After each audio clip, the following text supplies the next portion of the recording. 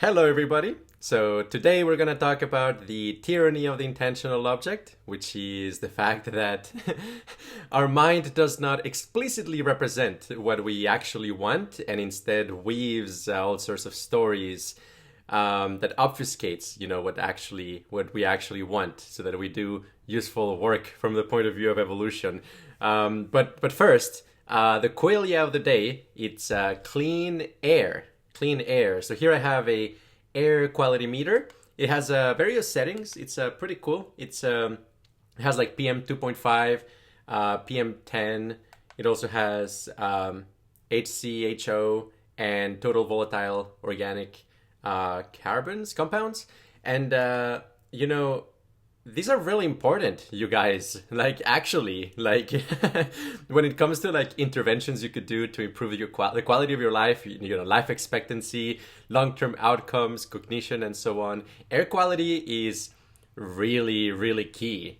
All sorts of studies demonstrate that, whenever there's a pollution day, the number of heart attacks just, skyrocket. Whenever when the California fires were raging, which apparently is going to happen every year from now on, potentially. But yeah, basically, if you don't have an air filter at home, a HEPA air filter, you're basically going to be breathing the equivalent of something like 15 to 20 cigarettes a day by just being in your house. All of the advice that usually it's, given to you about stay indoors and don't do exercise really doesn't cut it. It's just, a drop in the water. I've measured it, without an air filter when the California fires were raging. The difference was like 20% relative to what's inside to outside. With an air filter, or even better, with two air filters, you get rid of up to like 98% of PM 2.5. And, studies indicate that this is not only, like irritation for your heart, your cardiovascular system, increasing the chances of heart attacks and cardiovascular events, immediately, and then in the long term, it accumulates and stays in your lungs, and that leads to lung cancer and emphysema and all sorts of other complications. It's not only that, it's also that it affects mood, it affects how you feel in the moment, and it affects cognition, your ability to reason through possibilities, standard intelligence, like battery intelligence tests and so on.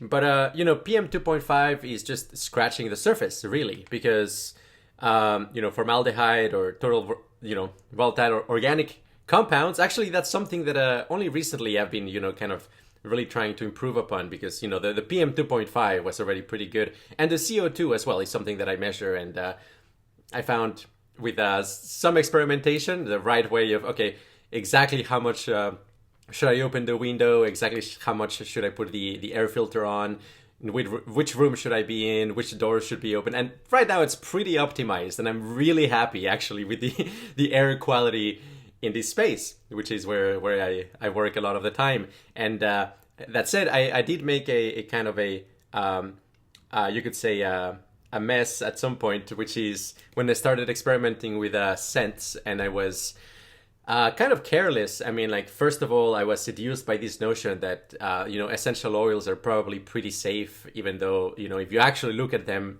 overwhelmingly, most essential oils contain at least trace amounts of a few, like, really toxic chemicals. They're not, just because they're natural, obviously does not mean, they're particularly healthy. Some of them may have some specific health applications, but in the general case, I would expect that, handling essential oils without nitrile gloves will just be bad for your health. It's going to disrupt, endocrine function, and it probably give you cancer in the long term, which is why, nowadays I'm actually really careful, and I put everything in, airtight boxes and so on. Whenever I do scent experiments, I ventilate everything. I throw away all the pipettes that I use, and I put everything back into airtight boxes, and the difference is dramatic. I mean, when I was like being pretty careless, the total volatile organic compounds reached all the way to an average of like 1.5.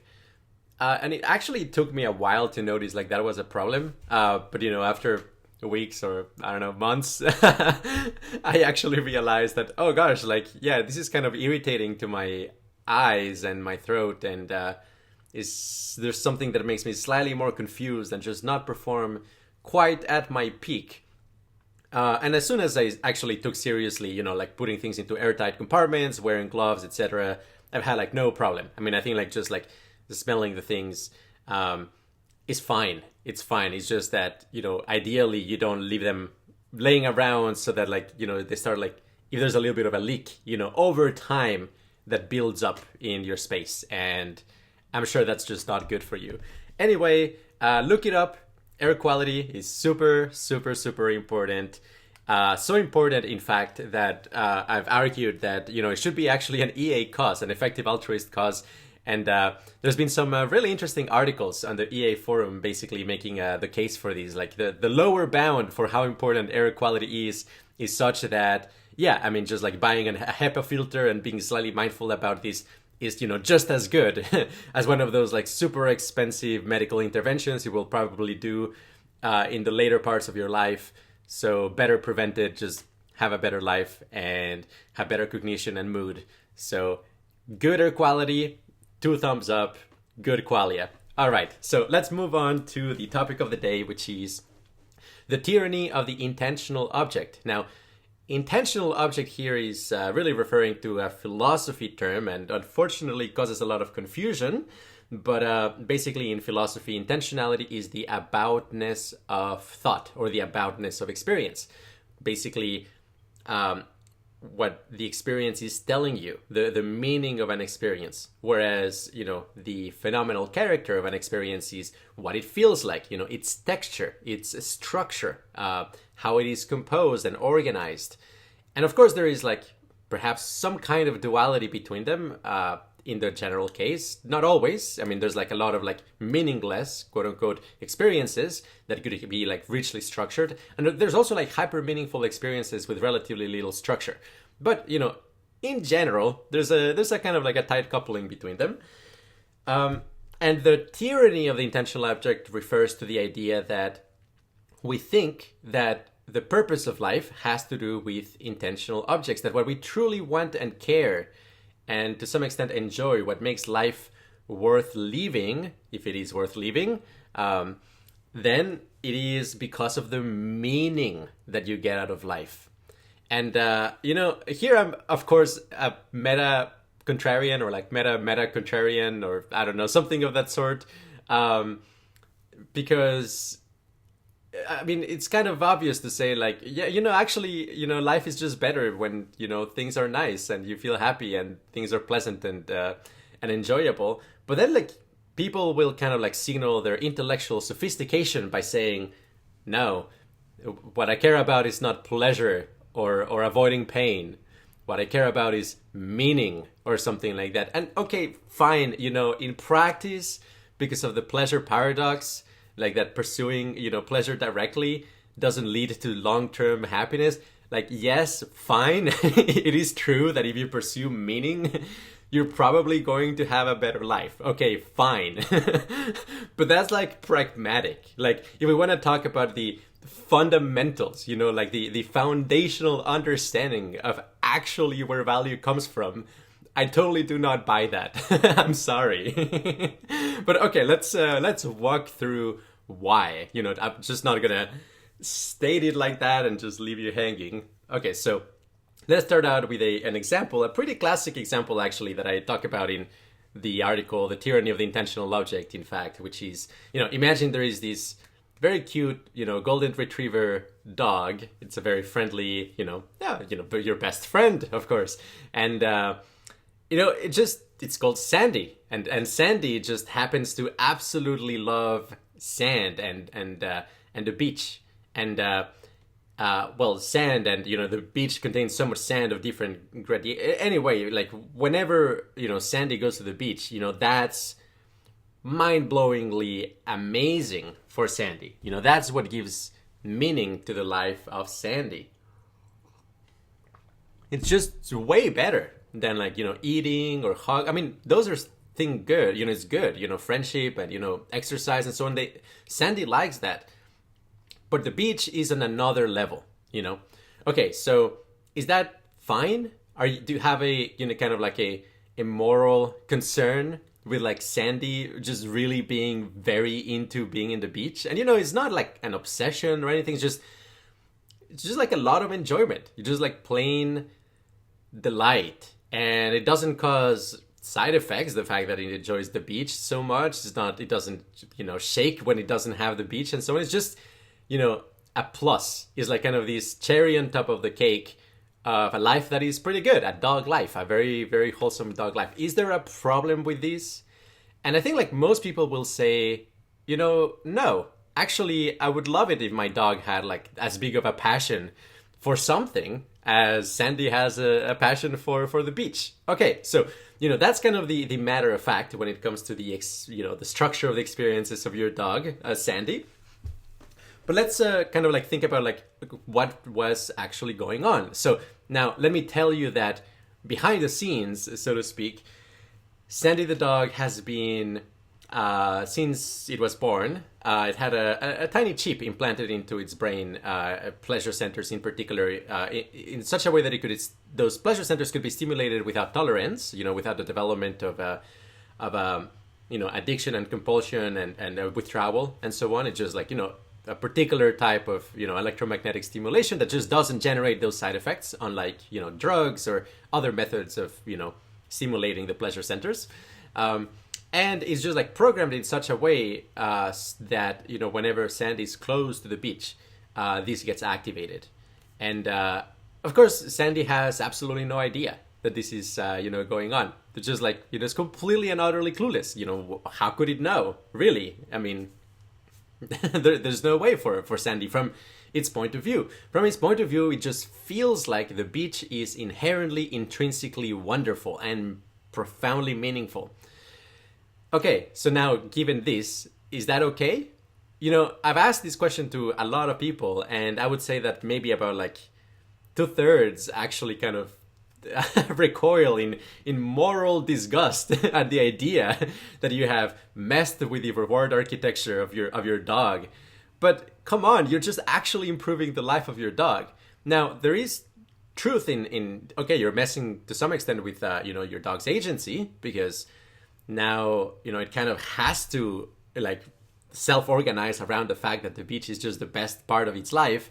And okay, sure, that is in some sense kind of manipulative, but, and here is the very, very, very, very big but that you absolutely have to consider, isn't evolution already being coercive like that?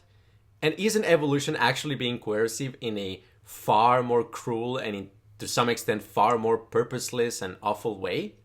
Because evolution has basically wired us such that, our pleasure centers and, the mechanisms of valence become activated whenever we do things that, improve, our survival or social status or, our probability of reproduction.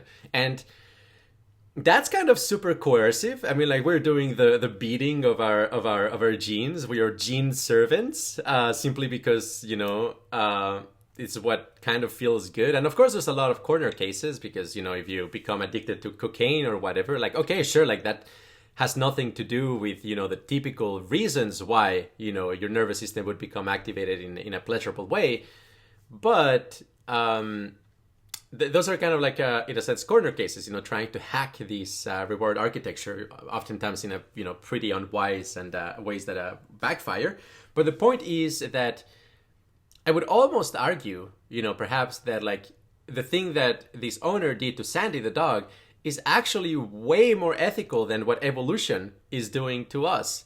Because at least there is a modicum of control. There is some kind of, adult in the room saying, all right, yeah, this kind of pleasure is wholesome and it doesn't lead to horrible, suffering and consequences. Whereas evolution doesn't care, like whenever our egos are threatened, evolution makes us feel that we're literally dying. Whenever there's kind of very low probability that you will, I don't know, like have a high social status or something of that sort, it feels like you're literally dying inside. And like, isn't that awfully cruel? Like, it's actually really messed up. Like, once you recognize, like, anyway, that's the truth of it. And the thing is, A lot of people would then kind of go on to say like, oh well, you're just being so reductionist, about what matters in life, like, and the typical straw man that you might hear is like, well, you're just advocating wireheading, or you're just advocating all of us just being hooked up to a heroin drip or something like that. Like, but life is like way more important, more rich than that. Like having like kids and family and like a career and purpose and so on. Like, why would you just like hook yourself to a heroin drip or something like that? And of course, they're right in a very fundamental sense, but you have to actually examine these very carefully, which is, well, the heroin drip just simply doesn't cut it. I mean, first of all, you develop tolerance really quickly, which is, something that in principle we could eliminate with anti-tolerance drugs and just better pharmaceuticals and so on.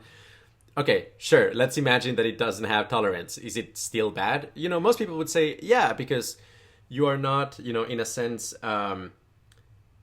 servicing other people, and meaning comes from like servicing others. Well, okay, but if you analyze what is the reason why it's ethical to help others, is ultimately because you're helping them avoid very unpleasant states of consciousness and facilitating their very hyper meaningful high valence state of consciousness. And if we actually have that solved, what exactly does it mean to help somebody if they're already in a peak state? Is that meaningful? I'm not very convinced. But furthermore, heroin is a very relatively shallow state of consciousness, and we'll come back to these as we unravel then what meaning means.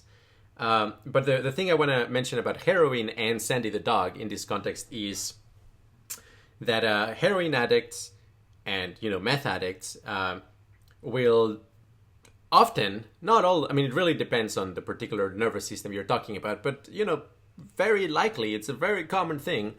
They will, lie, cheat, steal. They will do anything. They will, offer themselves for sex. They'll do anything to get their fix. And I would claim, I was talking about how, like, feeling that your social status is threatened. It feels like you're about to die. Yeah, people will lie, steal, and cheat to prevent, their feeling of social status just plummeting entirely. Like, it's kind of equivalent, in some sense. Like, yes, we are all heroin addicts. It's just that the particular type of quote unquote heroin that we're addicted to is, endogenous opioids. Is it that different? Not necessarily. It's kind of this IV drip that is modulated by, again, like, survival status, reproduction, and so on. Yeah, I mean, it's kind of messed up. We are not free. Evolution did not wire us to be free. Now, what happens when you're like withdrawing from heroin or something like that? Well, first, your biorhythms will be all messed up. Your heart rate will be kind of like really offbeat relative to like your breathing and the rhythm of your stomach and other biorhythms, and a lot of like basically things become like out of tune. And that produces profound dissonance, and you can look up our symmetry theory of valence and why dissonance is, ultimately the signature of low valence and so on. But yeah, basically biorhythm dysregulation is, a core reason why experiences feel really bad. And whether it is withdrawing from heroin or one of these other like evolved things, it's the same thing that happens approximately. It's really bad. It feels awful. Of course you want to relieve that. Yes, it doesn't make sense not to.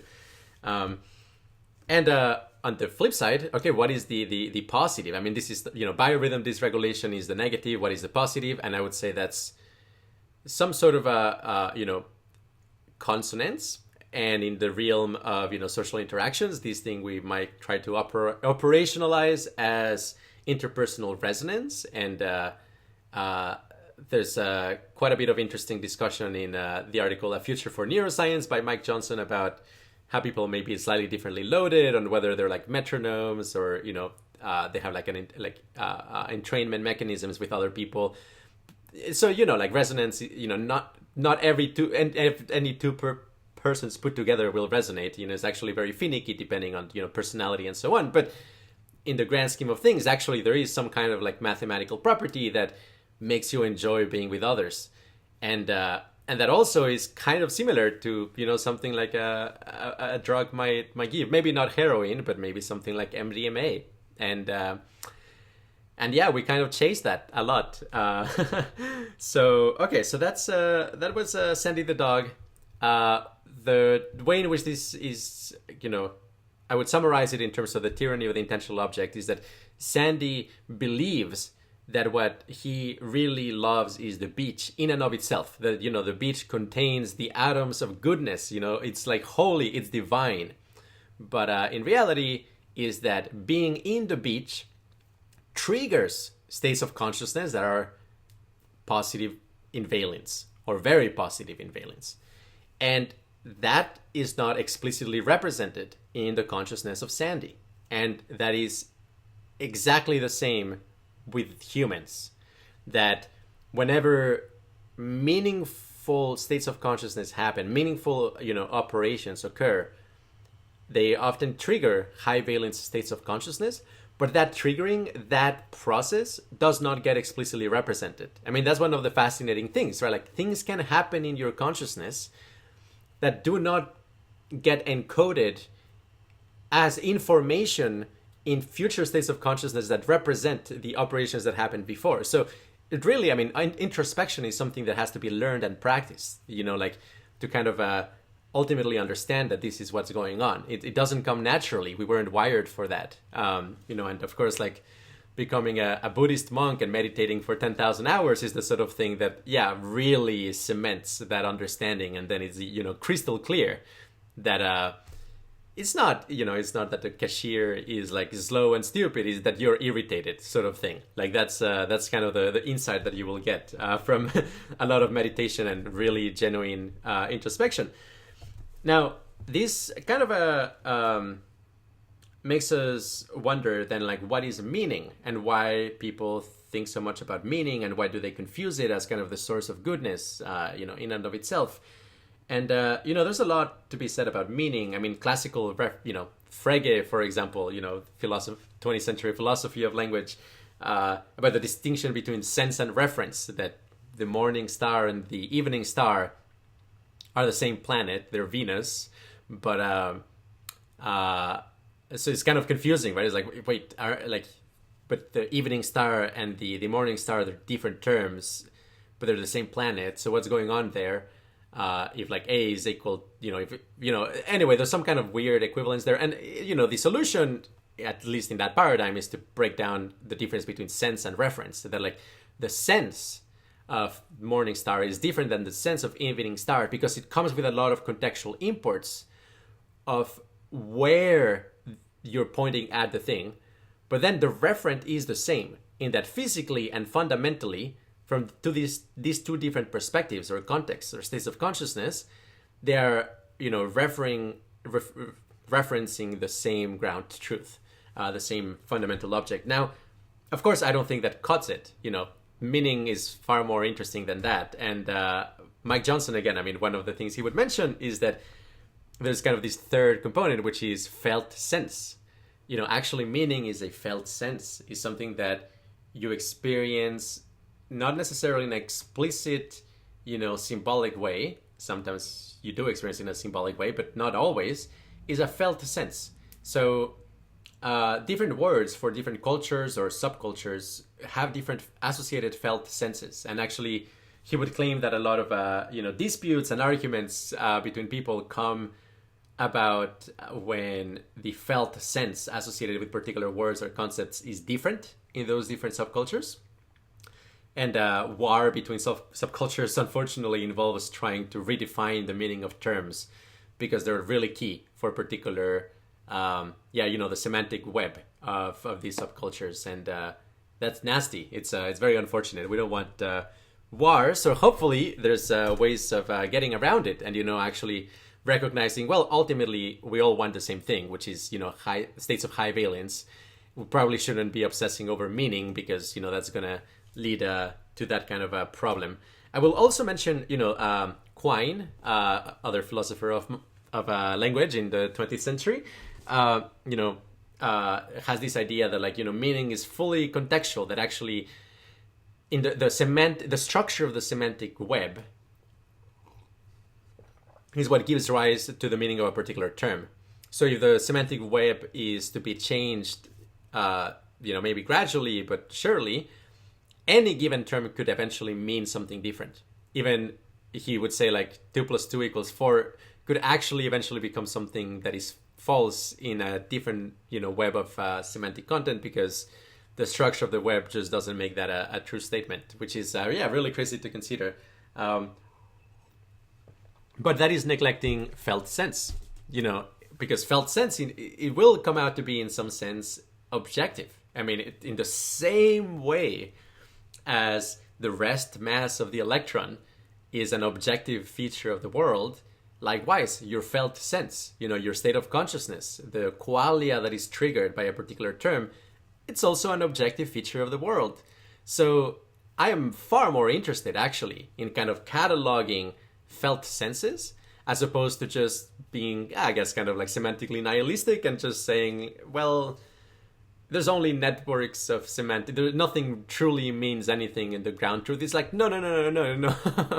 Let's ground meaning in qualia. And then things actually make sense. There's actually a ground truth about what something, quote unquote, means subjectively. So, there's this article by Daniel Dennett that, is quinine qualia, which is trying to show that qualia doesn't satisfy a lot of criteria for being something real, and that we should just kind of accept that, like, it just doesn't quite fit the scientific world picture and the semantic network that is part of consensus reality, and just disregard it.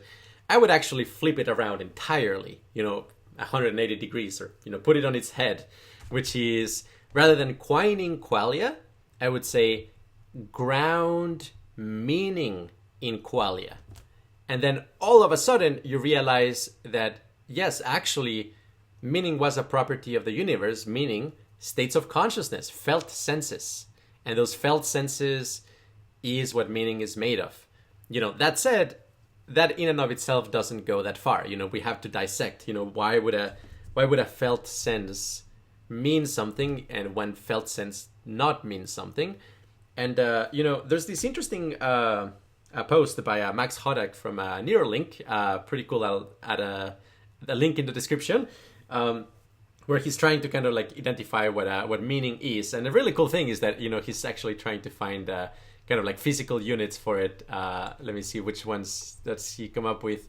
Well, and his theory ends up being about to what extent a particular idea or interaction changes the expected future valence of an agent. And like his units is something like energy times time over information, which means something like action per beat or something like that. So basically there's some actions that will drastically modify valence, and in that sense those might be like really meaningful, and others maybe very meaningless in that sense. And I think that's kind of the right spirit. Like, yes, let us find the physical units for meaning. It sounds absurd, but I honestly 100% believe, because of qualia formalism, that there's actually going to be some sort of like physical units for meaning. And of course, like a theory of everything should also explain meaning in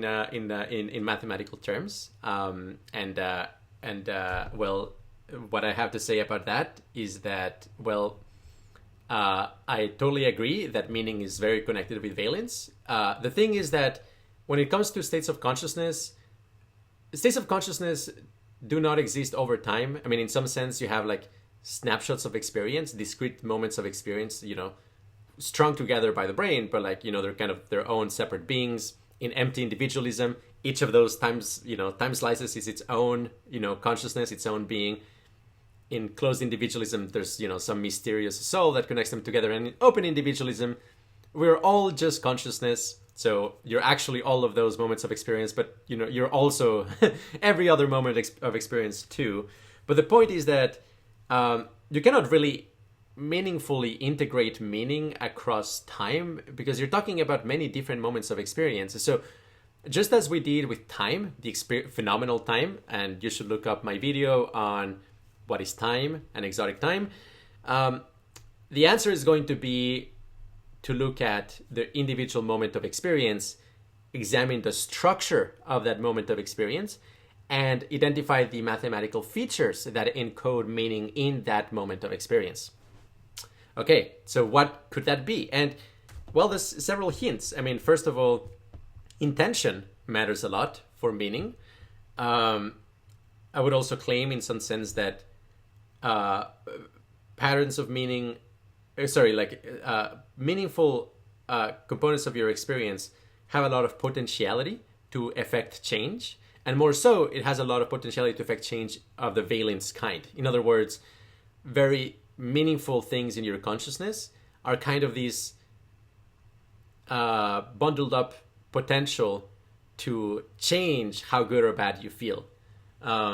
So, you know, if we talk about like, well, there exists something out there that nobody experiences, and is like gray, has no flavor, will never interact with anything or anybody.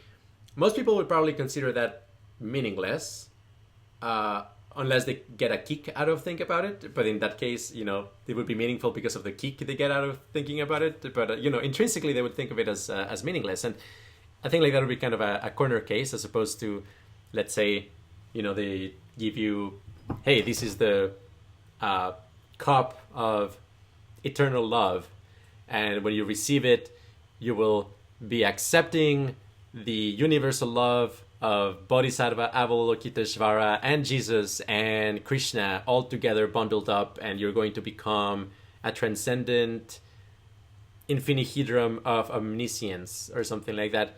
Well, hell yeah, this is going to be a very meaningful thing. Okay, so in between, you have things such as, like, you know, the concept of a hug. Yeah, that's an operator of your experience that actually does warm it up. It increases its hedonic tone. It has some particular valence effects, and to that extent is very meaningful.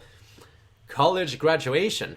Well, when I was studying, you know, what are the most pleasant experiences that people have in their life? You know, a certain percentage of people actually say college graduation is in their top 3 most pleasant experiences. And yeah, I mean, no doubt that for given our culture, a lot of people consider that a very, you know, pivotal moment that transforms your sense of self and your relationship with others and your career prospects, etc., etc. So yeah, it's a very central node in your semantic web with a lot of valence effects, valence implications. More so, I would also say, okay, let's look at the structure of the experience. I would say there's this thing called the attention field lines, and I think I mentioned them in my video about 5-MeO DMT, where I talked, you know, how through this annealing process, the attention field lines actually become parallel, which corresponds to a super high valence state of consciousness, but also dissolves internal boundaries. And in some sense, a 5-MeO DMT state of consciousness, a peak state of consciousness, means everything and nothing at the same time, because all the attention field lines are parallel. There's no information that can be encoded. So what does it mean? It just means this, you know, this, that, this is it, suchness. It's something of that sort. Whereas, you know, the attention field lines of a typical moment of experience are going to be pretty detailed. I mean, and it's going to have, you know, curl and divergence and a lot of like mathematical properties. And my sense is that, you know, the syntax and grammar of meaning in our consciousness actually involves a lot manipulating these like little curls and vortices and convergent points in the attention field lines.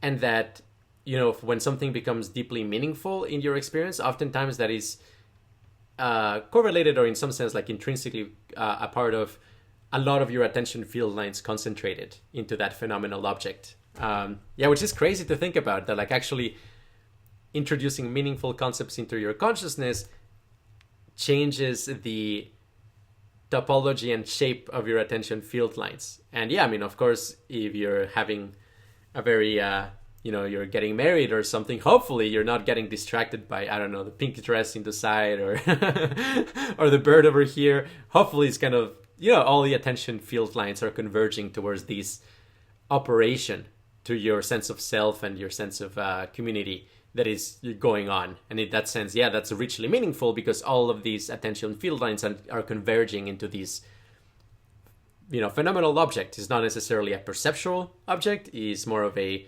conceptual object, but it still has a geometry. And in that sense, yes, I think like meaning is intimately connected with that. Another thing to mention is, excuse me for a second. Another thing to mention is that precisely, that ideology that like, hey, let's pursue meaning rather than pleasure. I think there's absolutely a way to overdo it, and people overdo it all the time. Like, just as there is legitimately something like drug abuse, like stay up for 13 days on meth, gambling. Okay, sure, that's drug abuse. Fine, of course, let's use that term. It's awful. Like, you shouldn't do that. It's gonna hurt you. Not good for your nervous system whatsoever. Likewise, I would claim there is meaning abuse. That like, yeah, basically, when you organize your life around a particular source of meaning, and the empirical information challenges it. Love ginger juice. So oftentimes you will find yourself kind of scrapping the bottom of the barrel, of the meaning barrel, trying to make sense of it all, and just like clinging to a sense of meaning, even though, patently sometimes, all the evidence seems to actually go counter it, actually corresponding to anything real. I definitely don't want to give, concrete examples to not offend people. I don't want to make enemies. But we could say, things such as, tribal affiliations, I would say they tend to be very charged with that. Also, like stories that people tell, religions absolutely as well. There's like meaning abuse in religions when somebody says like, you're going, you're experiencing a kidney stone or something like that, and you're suffering, and they say like, you should just pray to Jesus. Like, no, like that's not, you shouldn't do that. Sure, do it, but like you should do something else too. You should actually get some painkillers, some hard opioids, because this is just actually so awful. And meaning abuse happens all the time. Like Santa Teresa, for example, who sure, like she clearly had access to a lot of fascinating states of consciousness. She would deny painkillers to dying patients, and she would say awful things such as, experiencing intense suffering and pain is sharing the cross of Jesus, and it's kind of like kissing God or something like that. And like, no, that's psychopathic meaning abuse. That is the same thing as like, the heroin addict, just like lying and stealing and cheating in order to get its fix. Yeah, no, it's awful. You shouldn't do that. In other words, you should recognize the limits of the capacity for meaning to improve your valence and your happiness and your well-being. And this is a point that I think like David Chapman in his online book Meaningness, which is also in the description, he's really makes a really good case about it. And basically he kind of describes these two kind of extrema, which is nihilism and eternalism. Now, eternalism not in the sense of the philosophy of time, but eternalism in its association with meaning, where in eternalism there is a universal principle that gives meaning to life, such as like, God or justice or whatever. But there's like one, and it's just like eternal, and like everything has to kind of circle around it. And that has a whole host of problems. As I said, like meaning abuse is one example of it. And then in the other extreme, you have a nihilism where you just think there's no meaning. And that gives you some good things, but it also ends up being really, really bad in other ways. So instead, he compels you to think about meaning as a gradient and actually a phenomenal quality. And I would connect it with the felt sense of meaning, where you realize that, some things are more or less meaningful, and pursuing meaning in some context and in some particular situations is actually very enriching. And I would 100% endorse that message. Absolutely. But you shouldn't try to extend meaning to places where like, that's not where it's going to do much of a, again, like kidney stones. Like don't blame it on, your karma or whatever. Just get a ultrasound therapy and break those stones, or go through in a roller coaster and get them through in a efficient way, or whatever. Have a good diet that prevents the formation of kidney stones. That's the sort of the straightforward, obvious advice, I would say. Just don't rely on meaning for that sort of thing, and also don't abuse meaning too much. Don't the equivalent. Don't stay up for 7 days smoking your meaning pipe. Expecting that to to generate really positive outcomes in the long term. Okay, so I mentioned that the heroin reply I was gonna get back to that, and I think a very important one is that people associate the idea of like, okay, well, if we find a way to just be happy all the time, like, wouldn't life be meaningless?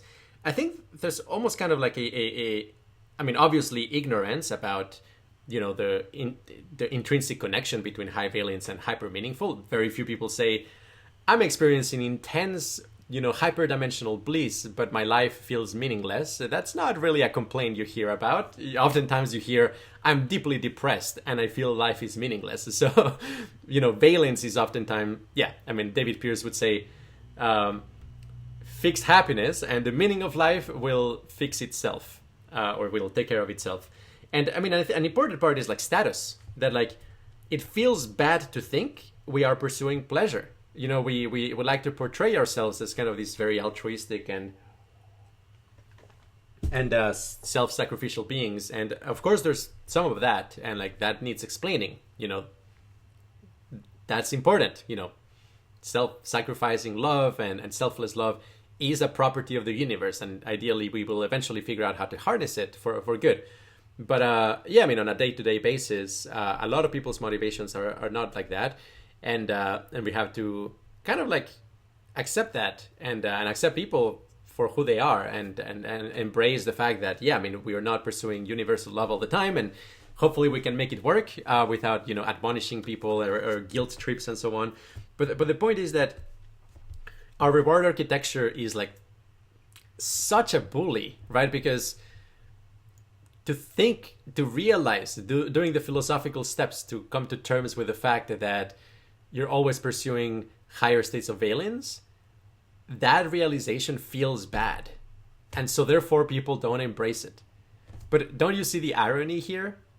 Like, the realization feels bad, and for that reason they don't pursue it. In other words, they're still obviously pursuing just higher valence. In other words, your reward architecture doesn't want to know itself, or doesn't want you to know it, in one way of putting it. It kind of has like these shields around it. And to some extent, that's why I would say, consciousness research is so underdeveloped relative to something like, quantum mechanics or chemistry. It's, because you actually need to overcome a bunch of kind of self-inside barriers before you can like look at the thing directly without much of a problem doing that, and just kind of being self-honest about it. And I think that that's super important and grossly underrated. And people get really agitated whenever you suggest that actually all they're pursuing is high valence. But again, that agitation and the response to it is itself, more evidence in that direction, as it turns out. The other thing is that there is absolutely a misconception about, pleasure and pain, that heroin, they would say that's a very shallow kind of well-being, as opposed to, like doing something wonderful for others and being respected, proving a theorem that has been unsolved for hundreds of years and so on. And I would say, yes, you're right. And let's look at it. Okay, so what's going on? And there's something about the dimensionality of the experience. And we have some discussions and some writings about what it means to have a high dimensional versus low dimensional experience. Fundamentally, it has to do with correlated degrees of freedom and this thing that we call, virtual spaces and virtual dimensions. Just for a quick example, DMT absolutely does increase the dimensionality of your experience, no doubt. I mean, you can actually experience things that have 4 or 5 spatial dimensions implicitly in terms of the network of correlations. Crazy. It's fascinating, incredibly crazy. And the truth is that a lot of pleasures that people describe as shallow are indeed low dimensional. And there is a distinction absolutely between something like MDMA and like, an opioid, like a palliative, and the MDMA is going to be far more, higher dimensional. Now, the absolute valence may not be different, but the impact it will have on the organism and how it's going to modify its self-organization absolutely depends on the dimensionality. And in that sense, higher dimensions are better for pleasure for the most part. And like, given the choice, you should generally go for higher dimension, even if the absolute value is not that good relative to like a lower dimensional one, because it's just going to be better for your nervous system, and also is going to connect with far many more things of your nervous system.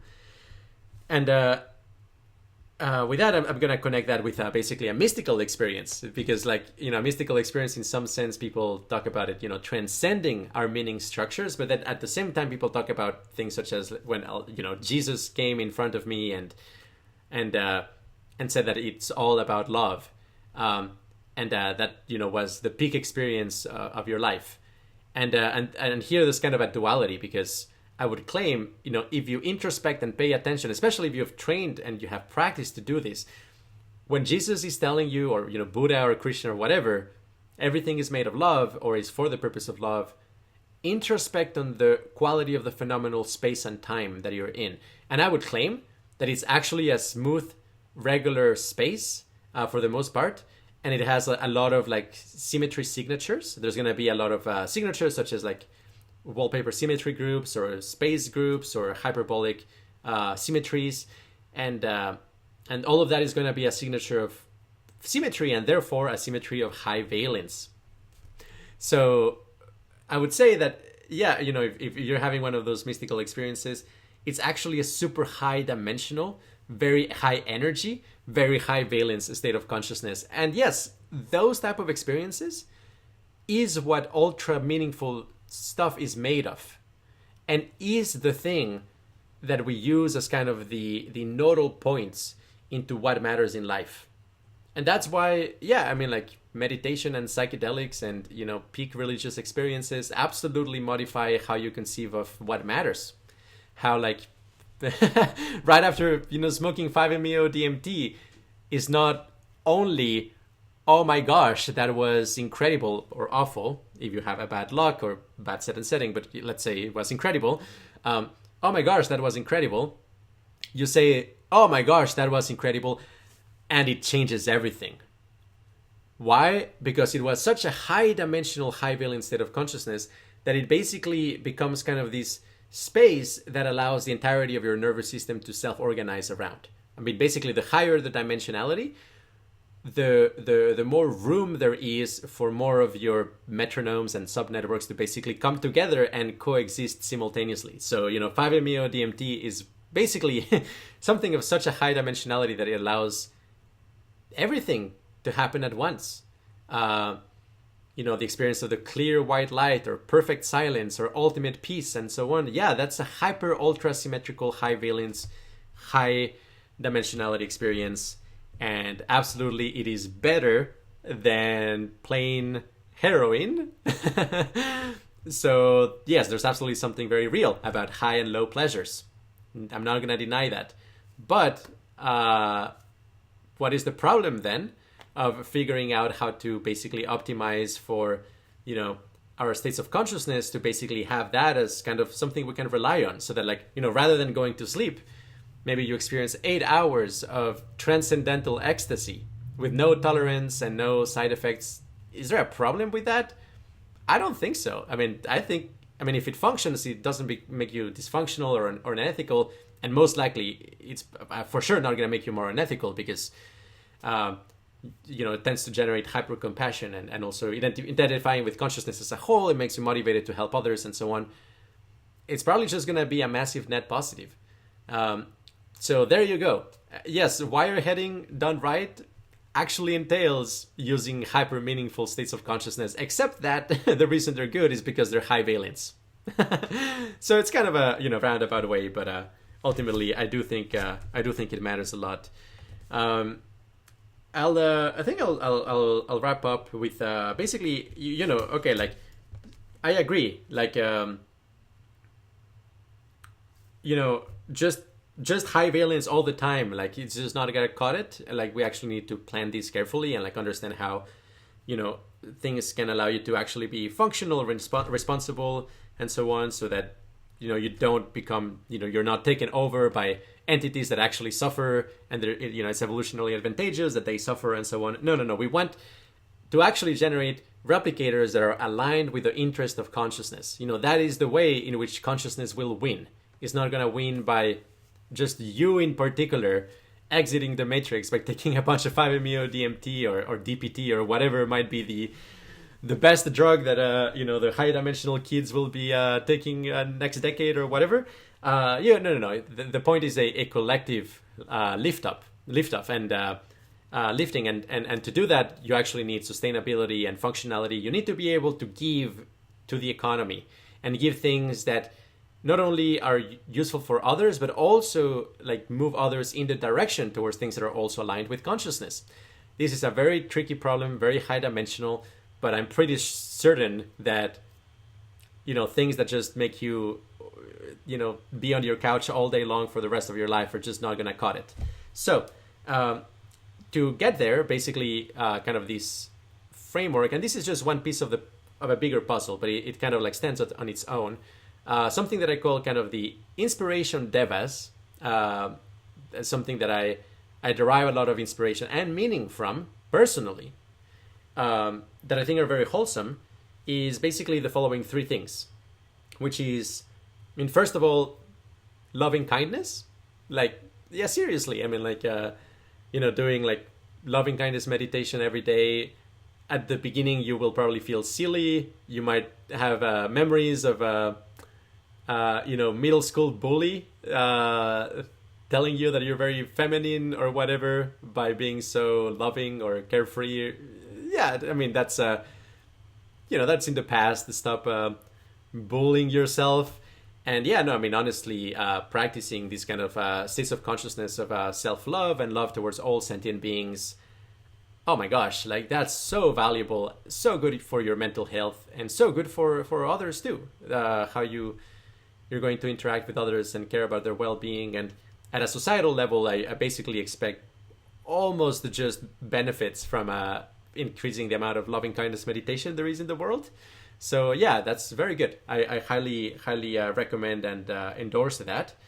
The second one is basically being cognizant of human nature, because love is not going to be enough. The reason has to do with game theory and basically if you don't take into account actually what the animal human drives are, basically eventually the tank will be empty, so to speak. Like, okay, maybe your prefrontal cortex and, you know, quote unquote your higher self will say like, yeah, this is the aligned path, but then your animal self will say like, like I'm not gonna do that for free anymore. I've got to be paid.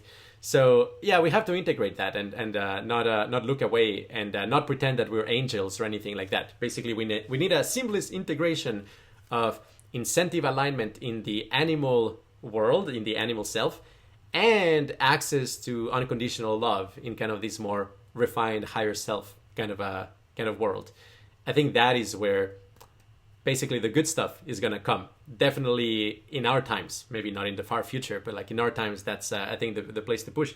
And finally, something that I've called rainbow God, which is, or also rainbow consciousness, which is the desire to know the state space of consciousness, understand it all. And I mean, I don't endorse that on its own, because I do think there's like some understandings of consciousness that are probably just harmful. I mean, like knowing what something goes super painful is like, yeah, you may not benefit very much from that, honestly. It's just like self-torture. But if you're very curious, you may do it nonetheless, you know, like eating Carolina pepper or something. My suggestion is like, don't do it. There's an opportunity cost. You could be exploring interesting smells in that time rather than suffering in your couch, experiencing the million Scoville, whatever. So personally, I don't have much of a compulsion to like know the awful parts of the state space of consciousness. Like, no. But I do have heck of a curiosity about the entire state space of consciousness. I'm curious about like the whatever trillion possible, you know, scent combinations are, and the multimodal experiences. I'm very curious about what DMT states of consciousness are capable of. What is it like to combine, salvia and MDMA? I've never done it. I'll probably never do it, but I'm very curious, like what it's like. And the truth is that, the state space of consciousness is so ridiculously massive that, this is not only a 1,000-year enterprise, it's probably a million or million-plus year enterprise. And I think where the nectar is in the Venn diagram, the combination of these three, which is basically organizations and people and cultures that recognize the paramount importance of loving kindness, caring about all sentient beings, together with a recognition of the animal self and how to align incentives, and also, literally just what makes you healthy as a human. Think of your, like, for the most part, if you were like a monkey and you were, eating junk food and taking drugs and staring at a screen, 14 hours a day and so on, somebody would call, animal protection services. And we don't tend to realize that we are monkeys too. And we do that to ourselves. So so like also take into account, our evolutionary constraints and so on.